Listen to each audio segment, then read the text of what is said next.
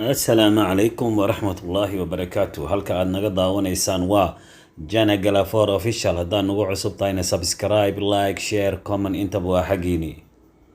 walaalayaal Allah subxaanahu wa tacaala ayaa meesha doona na gaarsiin kara. walaalaheena Soomaaliyeed soo ay na gaarsiin karaan. waxaan ka codsanaynaa walaalaheena Soomaaliyeed like iyo share iyo commentiga iyo subscribe kan naga iloobina. maanta waxaan idin sidaa laba arrimood ayaan idin sidaa. haddaan ugu soo horeysiiyo arrintan naxariista dadka qaar meel ay ka gaareen, bal u fiirso. qooley moodeysa wadada ayaa intaanoo baabuur ay u istaagtay. bal eeg walaalayaal, naxariistan dadkeena Soomaaliyeed ma laga yaabaa in laga helo naxariistan oo kale?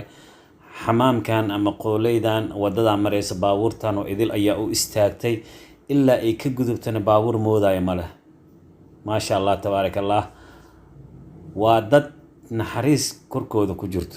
haddaan dhinaca naxariista halkaa kaga gudbo oo qooleyaalkaas bal eeg baabuurtaas oo dhan ee istaagtay kadibna moodaya wadada. haddaan halkaa kaga gudbo, waxaa jirta gabar Soomaaliyeed. gabadhan magaceeda waxaa la yiraahdaa Xafsa ayaa la yiraahdaa. shalay gelinka dambe saacada markay ahayd 5 galabnimo ayaa waxaa laga afduubtay magaalada Nairobi iyadoo shaqadeedii ka soo baxday. waxaana afduubtay qolo Kenyaati ah. dhibaato weyn ay u geysteen. wejiga ayay ka garaaceen. waad u jeedaan faruura inay ka bararsan tahay. xataa waxay ka jarjareen faraheedii ayay jarjareen. waxay dalbadeen lacag 5 milyan oo madax furasho ah. waa gabar Soomaaliyeed. 5 milyan oo lacag furasho ayay dalbadeen. kadib GPS-ka ay ka soo waceen, cidoodii ay ka soo waceen ayaa lagu raacay. kadib aagi ayay badashteen. marka muuqaalkan way soo duubeen, waxay u soo direen gabadha ehelkeeda ayay u soo direen, waxayna ka dalbadeen 5 milyan. dadka Nairobi jooga ama Soomaali meel walba joogto, gabadhaasi ha loo gurmado si loo soo daayo ee lacagtaas madax furashada gaalada dhashay ay haysato si looga soo badbaadiyo. cid alla cidii muuqaalkan aragto walaalayaal, ha loo gurmado gabadhan Soomaaliyeed ee qolo Kenyaati u afduuban. wejigay ka garaaceen, fariya xataa way ka jarjareen.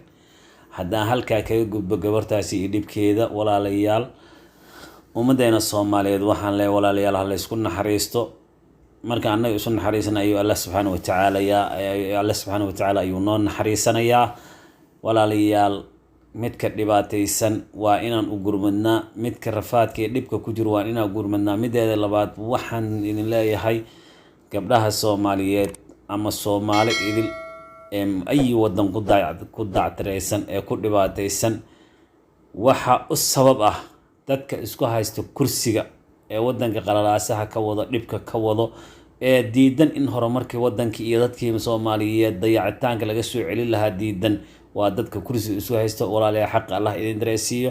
sidaa iyo nabadgelyo. wassalaamu calaykum waraxmatullaahi wabarakaatu. like iyo share iyo comment naga iloobina. halka aad ka socod aad ka daawanaysaana waa Jana Galafor official.